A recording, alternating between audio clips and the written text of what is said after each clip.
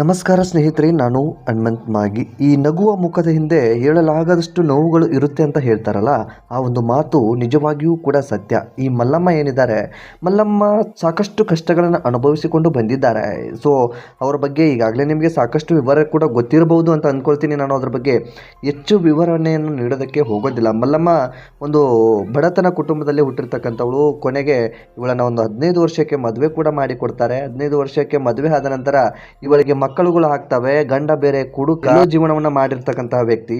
So ಮಕ್ಕಳಾಗಲಿ, ಹೆಂಡತಿಯ ಬಗ್ಗೆ ಆಗಲಿ ಯಾವುದೇ ರೀತಿಯಾದಂತಹ ಕೇರ್ಗಳನ್ನು ತೆಗೆದುಕೊಳ್ಳದೆ ಆ ಒಂದು ವ್ಯಕ್ತಿ ಕೊನೆಗೆ ಕುಡಿತಕ್ಕೆ ದಾಸನಾಗಿ ಕುಡಿತದಲ್ಲೇ ಸತ್ತೋಗ್ಬಿಡ್ತಾನೆ.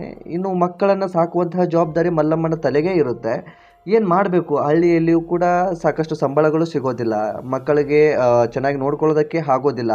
ಈ ರೀತಿಯಾದಂಥ ಒಂದು ಅನುಭವ ಆದ ನಂತರ ಮಲ್ಲಮ್ಮ ಏನು ಮಾಡ್ತಾರೆ, ಕೆಲಸವನ್ನು ಅರಸಿ ಬೆಂಗಳೂರಿನತ್ತ ಪಯಣವನ್ನು ಮಾಡ್ತಾರೆ. ಬೆಂಗಳೂರಿನಲ್ಲಿ ಹೋಗಿದ್ದು ಇವರ ಒಂದು ಅದೃಷ್ಟವೇ ಅಂತ ಹೇಳಿದ್ರು ಕೂಡ ತಪ್ಪಾಗಲಿಕ್ಕಿಲ್ಲ.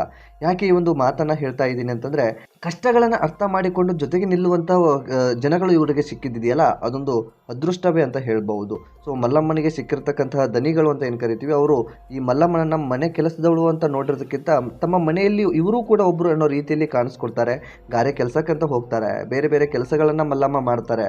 ಸೊ ಒಂದು ಮನೆ ಮುಸುರಿ ಕಸಗಳನ್ನು ಮಾಡುವಂಥದ್ರಿಂದ ಹಿಡಿದು ಮನೆಯ ಎಲ್ಲ ಕೆಲಸವನ್ನು ಮಾಡಿ ಮನೆಯವರ ಪ್ರೀತಿಯನ್ನು ಕೂಡ ಗಳಿಸ್ಕೊಳ್ತಾರೆ. ಅದಾದ ಬಳಿಕ ಕೆಲವೊಂದಿಷ್ಟು ಹಾಸ್ಯಗಳು ಹಾಗೆ ಹೀಗೆ ಅಂತ ವೈರಲ್ ಆಗೋದಕ್ಕೆ ಆರಂಭಿಸ್ತಾರೆ. ವೈರಲ್ ಆದ ಬಳಿಕ ಈಗ ಬಿಗ್ ಬಾಸ್ನಂತಹ ಒಂದು ಮನೆ ಸಿಗುತ್ತೆ. ಬಿಗ್ ಬಾಸ್ ಮನೆಯಲ್ಲಿ ಈಗ ಮಲ್ಲಮ್ಮ ಈ ಎಲ್ಲವನ್ನು ಕೂಡ ನೆನೆದು, ಅಥವಾ ಮಲ್ಲಮ್ಮನ ಜೊತೆ ಇರ್ತಕ್ಕಂತಹ ಜಾನ್ವಿ ಆಗಿರ್ಬೋದು, ಕಾಕ್ರೋಚ್ ಅವರು, ಈ 3 ಜನ ಕೂಡ ಮಾತನಾಡ್ಕೊಂಡು ಕೂತಿರುವಂತಹ ಸಂದರ್ಭದಲ್ಲಿ ಮಲ್ಲಮ್ಮ ಕಣ್ಣೀರನ್ನು ಹಾಕ್ತಾರೆ. ಸೊ ಇದಕ್ಕೆ ಮುಖ್ಯ ಕಾರಣ ಅವರ ಜೀವನ ಎಷ್ಟು ಕಠೋರವಾಗಿತ್ತು, ಜೀವನ ಎಷ್ಟು ನೋವನ್ನು ಅನುಭವಿಸಿಕೊಂಡು ಬಂದಿದೆ ಎಂಬುದನ್ನು ಮಲ್ಲಮ್ಮ ಎತ್ತಿ ತೋರಿಸಿದ ಹಾಗೆ ಇತ್ತು ಸಾಕಷ್ಟು ಜನರಿಗೆ. ಸೊ ನಾನಂತೂ ಆ ಒಂದು ವಿಡಿಯೋನ ಗಮನಿಸ್ತಾ ಇರಬೇಕಾದಾಗ ನನ್ನ ಕಣ್ಣಂಚಲ್ಲಿ ನೀರಂತೂ ಬಂತು. ಇದನ್ನು ನೀವು ನಂಬಿದ್ರು ನಂಬಿ, ಬಿಟ್ಟರೆ ಬಿಡಿ. ನನಗಷ್ಟೇ ಅಲ್ಲ, ಸಾಕಷ್ಟು ಜನರಿಗೆ ಈ ಒಂದು ವಿಡಿಯೋನ ಗಮನಿಸಿದಾಗ ಖಂಡಿತವಾಗಿಯೂ ಕಣ್ಣಲ್ಲಿ ನೀರು ಬಂದಿರುತ್ತೆ. ಕಷ್ಟಗಳು ಅಷ್ಟಿಷ್ಟು ಇರೋದಿಲ್ಲ.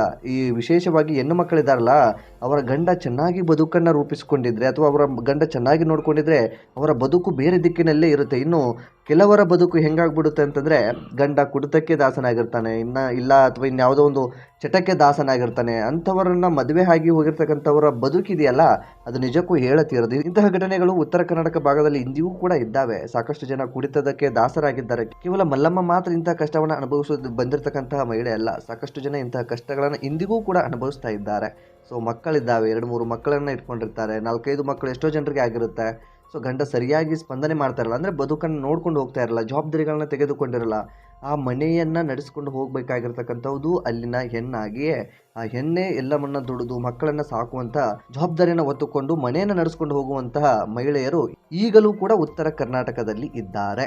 ಒಟ್ಟಾರೆಯಾಗಿ ಈ ಕಾಕ್ರೋಚ್ ಮತ್ತು ಜಾನ್ವಿ, ಈ ಮಲ್ಲಮ್ಮ 3 ಜನ ಕೂತ್ಕೊಂಡು ಮಾತನಾಡಬೇಕಾದಂತಹ ಸಂದರ್ಭದಲ್ಲಿ ಅವರ ಸನ್ನಿವೇಶ ಅಲ್ಲಿ ಚರ್ಚೆ ಆಗುತ್ತೆ. ಅವರ ಜೀವನ ಹೇಗಿತ್ತು ಎಂಬುದು. ಆಗ ಮಲ್ಲಮ್ಮ ಆ ಒಂದು ಕಷ್ಟಗಳನ್ನು ನೆನೆಸಿಕೊಂಡು ಕಣ್ಣೀರನ್ನು ಹಾಕುವಂತಹದ್ದು. ಸೊ ಇದೊಂದು ನಿಜಕ್ಕೂ ನೋವಿನ ಸಂಗತಿ ಅಂತ ಹೇಳಿದ್ರು ಕೂಡ ತಪ್ಪಾಗಲಿಕ್ಕಿಲ್ಲ. ಅದು ಮಲ್ಲಮ್ಮ ಎಷ್ಟು ಕಾಮಿಡಿಯನ್ನು ಮಾಡ್ತಾರೆ, ಯಾವಾಗಲೂ ಕೂಡ ನಗುತ್ತಾನೆ ಇರ್ತಾರೆ. ಸೊ ಮುಗ್ಧತೆಯನ್ನು ಹೊಂದಿರತಕ್ಕಂತಹ ಮಹಿಳೆ, ಆದರೂ ಅವರ ಹಿಂದೆ ಎಷ್ಟೆಲ್ಲ ನೋವುಗಳಿದೆ ನೋಡಿ. ಈಗ ಎಲ್ಲರೂ ಕೂಡ ಗಮನ ಹರಿಸಲೇಬೇಕಾದಕ್ಕಿರ್ತಕ್ಕಂಥದ್ದು. ನಗುವ ಮುಖದಲ್ಲಿ ಅದೆಷ್ಟು ನೋವುಗಳು ಇರುತ್ತೆ ಅಂತ ಹೇಳ್ತೀವಲ್ಲ, ನಿಜಕ್ಕೂ ನಗುವಂಥವರ ಮುಖದಲ್ಲಿ ಸಾಕಷ್ಟು ನೋವುಗಳು ಇದ್ದಾವೆ. ಅವುಗಳನ್ನೆಲ್ಲವನ್ನು ಕೂಡ ಮರೆಮಾಚಿ ಆ ನೋವುಗಳನ್ನು ಹೇಳಿಕೊಳ್ಳೋದ್ರಿಂದಾಗಲಿ ಅಥವಾ ಆ ನೋವುಗಳನ್ನು ನೆನೆಸಿಕೊಂಡು ಬದುಕೋದ್ರಿಂದಾಗಲಿ ಯಾವುದೇ ರೀತಿಯಂಥ ಉಪಯೋಗವಿಲ್ಲ. ಎಲ್ಲವನ್ನು ಕೂಡ ಹಿಂದೆ ಇಟ್ಟು ನಾವು ನಗನಗತ ಜೀವನವನ್ನು ಮಾಡಲೇಬೇಕಾಗಿದೆ. ಮಲ್ಲಮ್ಮ ಒಂದು ಸ್ಫೂರ್ತಿಯಾದಂತಹ ಹೆಣ್ಣು ಮಗಳು. ಇಷ್ಟೊಂದು ಜನ ನನಗೆ ಕಷ್ಟ ಇದೆ ಅಂತ ಹಾಗೆ ಈಗ ನಿರ್ಧಾರವನ್ನು ತೆಗೆದುಕೊಳ್ತಾರಲ್ಲ, ಈ ಬಿಗ್ ಬಾಸ್ ಅಲ್ಲಿ ಮಲ್ಲಮ್ಮ ಬಂದಿದ್ದಾರಲ್ಲ, ಅವರ ಕಷ್ಟ ಏನಿದೆಯಲ್ಲ, ಆ ಒಂದು ಕಷ್ಟ ನೀವು ಯೋಚನೆ ಮಾಡಿದರೆ ನಿಮ್ಗೇನು ಅಲ್ಲ ಅಂತ ಅನಿಸುತ್ತೆ. ಅಂಥ ಕಷ್ಟವನ್ನು ಕೂಡ ಅನುಭವಿಸ್ಕೊಂಡು ಬಂದಿದ್ದಾರೆ. ಸೊ ಈ ಒಂದು ಮಾತನ್ನ ಯಾಕೆ ಹೇಳ್ತಾ ಇದ್ದೀನಿ ಅಂದರೆ, ಎಷ್ಟೇ ಕಷ್ಟಗಳಿದ್ರೂ ಕೂಡ ಜೀವನ ನಿನ್ನ ಕಷ್ಟ ಸುಖಗಳನ್ನು ಕೇಳೋದಿಲ್ಲ. ಜೀವನವನ್ನು ಮುಂದೆ ನಡೆಸಲೇಬೇಕಾಗುತ್ತೆ, ಎಲ್ಲವನ್ನು ಕೂಡ ಫೇಸ್ ಮಾಡಲೇಬೇಕಾಗುತ್ತೆ. ಎಲ್ಲವನ್ನು ಕೂಡ ಹೋರಾಟ ಮಾಡಿದಾಗಲೇ ಬದುಕು ಒಂದು ಹಂತಕ್ಕೆ ತಲುಪೋದಕ್ಕೆ ಸಾಧ್ಯವಾಗುತ್ತೆ. ನೀವೇನಾದರೂ ನಮ್ಮ ಚಾನಲ್ನ ಇದೇ ಮೊದಲ ಸಾರಿ ಭೇಟಿ ಕೊಟ್ಟಿದ್ರೆ ಈ ಕೂಡಲೇ ಸಬ್ಸ್ಕ್ರೈಬ್ ಮಾಡಿ, ಗಂಟೆ ಬಟನ್ ಕೂಡ ಕ್ಲಿಕ್ ಮಾಡಿಕೊಳ್ಳಿ. ಅಂದ ಹಾಗೆ ಈ ಬಿಗ್ ಬಾಸ್ ಸೀಸನ್ 10ರ ಕಂಟೆಸ್ಟೆಂಟ್ ಆಗಿರ್ತಕ್ಕಂಥ ವರ್ತೂರ್ ಸಂತೋಷ್ ಅವರು ರನ್ನರ್ ಅಪ್ ಆದಂಥವರಿಗೆ 10 ಲಕ್ಷ ರೂಪಾಯಿಯನ್ನು ಕೊಡೋದಾಗಿ ಒಂದು ಹೇಳಿಕೆಯನ್ನು ಕೊಟ್ಟಿದ್ದಾರೆ. ಒಂದು ಡಿಜಿಟಲ್ ವಾಹಿನಿಯಲ್ಲಿ ಇದರ ಬಗ್ಗೆ ಪ್ರಸಾರ ಕೂಡ ಆಗ್ತಾ ಇದೆ, ನೀವು ಕೂಡ ಅದನ್ನು ಗಮನಿಸಿದ್ರಿ ಅಂತ ಅಂದ್ಕೊಳ್ತೀನಿ. ಆದರೆ ಒಂದು ಅಪೇಕ್ಷೆನ ಅವ್ರು ಇಟ್ಕೊಂಡಿದ್ದಾರೆ. ಏನಂತಂದರೆ, ಏನೋ 100 ಕೋಟಿ ಆ ಕೋಟಿ ನಾಯಿಗಳನ್ನು ಎಷ್ಟೊಂದು ಜನಗಳು ನೋಡಿದ್ರೆ, ಆದರೆ ನಮ್ಮ ಬಸವಣ್ಣನನ್ನು ಯಾಕೆ ನೋಡಬಾರ್ದು, ಬಸವಣ್ಣ ವೇದಿಕೆಯ ಮೇಲೆ ಬರೋದಕ್ಕೆ ನಮ್ಗೆ ಒಂದು ಅವಕಾಶವನ್ನು ಮಾಡಿಕೊಡಿ, ಹಳ್ಳಿಕಾರ್ ಓರಿಯನ್ನು ನಾನು ತೆಗೆದುಕೊಂಡು ಬರ್ತೀನಿ ವೇದಿಕೆಗೆ. ಆ ಒಂದು ಸಂದರ್ಭದಲ್ಲಿ ಎಲ್ಲರೂ ಕೂಡ ಜನಗಳು ನೋಡಲಿ, ಆ ಬಸವಣ್ಣನ ಅಲ್ಲಿ ವೇದಿಕೆಗೆ ಕರೆದುಕೊಂಡು ಬರೋದ್ರಿಂದ ಯಾವುದೇ ರೀತಿಯಾದಂಥ ತಪ್ಪಿಲ್ಲ ಅನ್ನೋ ರೀತಿಯಲ್ಲಿ ವರ್ತೂರು ಸಂತೋಷ್ ಅವರು ಹೇಳಿರ್ತಕ್ಕಂಥದ್ದು ಅಪೇಕ್ಷೆ ಅಂತ ಹೇಳ್ತಾ ಇರೋದು. ಅದೊಂದು ರಿಕ್ವೆಸ್ಟ್. ಅದೇ ರೀತಿಯಾಗಿ ನಾನು ಯಾವುದೇ ರೀತಿಯಾಗಿ ಅದನ್ನ ಕರೆಸಿದರೆ ಮಾತ್ರ ಕೊಡ್ತೀನಿ ಅಂತಲ್ಲ, ಒಟ್ಟು ಕೊಡ್ತೀನಿ 10 ಲಕ್ಷ, ಬದಲಿಗೆ ನನಗೆ ಆ ರೀತಿಯಾದಂಥ ಒಂದು ಅವಕಾಶವನ್ನು ಕೊಡಿ.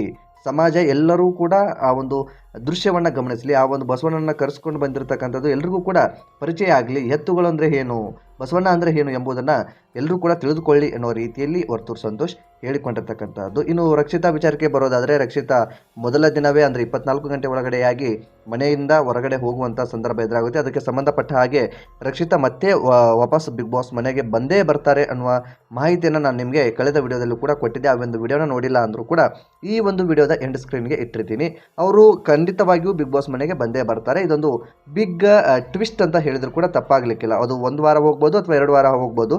ಇದಕ್ಕೆ ಸಂಬಂಧಪಟ್ಟ ಹಾಗೆ ನಾನು ಮಾಹಿತಿ ಏನೇನೆಲ್ಲ ಸಿಕ್ಕಿದೆ, ಏನೇನೆಲ್ಲ ಮಾಹಿತಿ ಇದೆ, ಇದರಲ್ಲಿ ಏನೆಲ್ಲ ಇವರು ಮತ್ತೆ ಬರೋದಕ್ಕೆ ಏನೆಲ್ಲ ಪ್ರೂಫ್ ಇದೆ ಎಂಬುದನ್ನು ಆ ಒಂದು ವಿಡಿಯೋದಲ್ಲಿ ತಿಳಿಸ್ಕೊಟ್ಟಿದ್ದೀನಿ. ಈ ಒಂದು ವಿಡಿಯೋದ ಎಂಡ್ ಸ್ಕ್ರೀನಲ್ಲಿ ಆ ವಿಡಿಯೋನ ಇಟ್ಟಿದ್ದೀನಿ. ಆ ಒಂದು ವಿಡಿಯೋನ ಗಮನಿಸದೆ ಹೋದರೆ ಈಗಲೂ ಕೂಡ ಗಮನಿಸಿ.